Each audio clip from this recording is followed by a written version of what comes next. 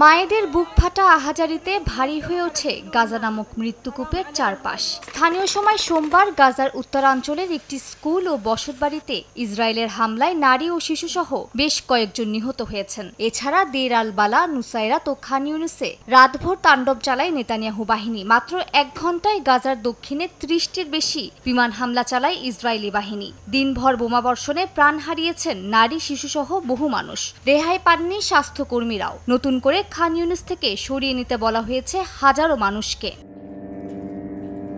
একদিকে সামরিক অভিযান, অন্যদিকে বাস্তুচ্যুতির শঙ্কা। আবার এর মধ্যেই মাসের পর মাস গাজায় খাদ্য চিকিৎসার ত্রাণ প্রবেশ করতে দেয়নি ইসরায়েল। আন্তর্জাতিক চাপের মুখে গেল সোমবার সীমিত পরিসরে ত্রাণ প্রবেশের অনুমতি দেয় তেল আবিব। বিবিসির তথ্যমতে 5টি ত্রাণবাহী ট্রাক কেরেম শালোম ক্রসিং দিয়ে গাজায় প্রবেশ করলেও তা এখনও স্থানীয় বাসিন্দাদের কাছে পৌঁছায়নি। এই পরিমাণকে বিশাল সমুদ্রের মধ্যে এক বিন্দু পানি ফেলার সমান বলে আশঙ্কা প্রকাশ করেছে জাতিসংঘ।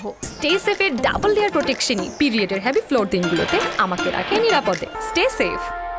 সংস্থাটির under secretary general Tom Fletcher জানান, তাদের কাছে শক্তিশালী তথ্য রয়েছে যে আগামী 48 ঘণ্টার মধ্যে 14,000 শিশু মারা যেতে পারে।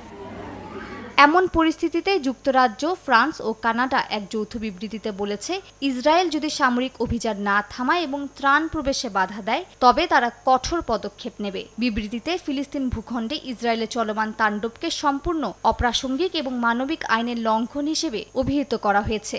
জবাবে ইসরায়েলি প্রধানমন্ত্রী বিনিয়ামিন নেতানিয়াহু জানান, লন্ডন, অটোয়া ও প্যারিস 7 অক্টোবরের গণহত্যার পুরস্কার দিচ্ছে। তার দাবি, যদি হামাস অস্ত্র ত্যাগ করার পাশাপাশি জিম্মিদের মুক্তি দেয় তবেই বন্ধ হতে পারে যুদ্ধ।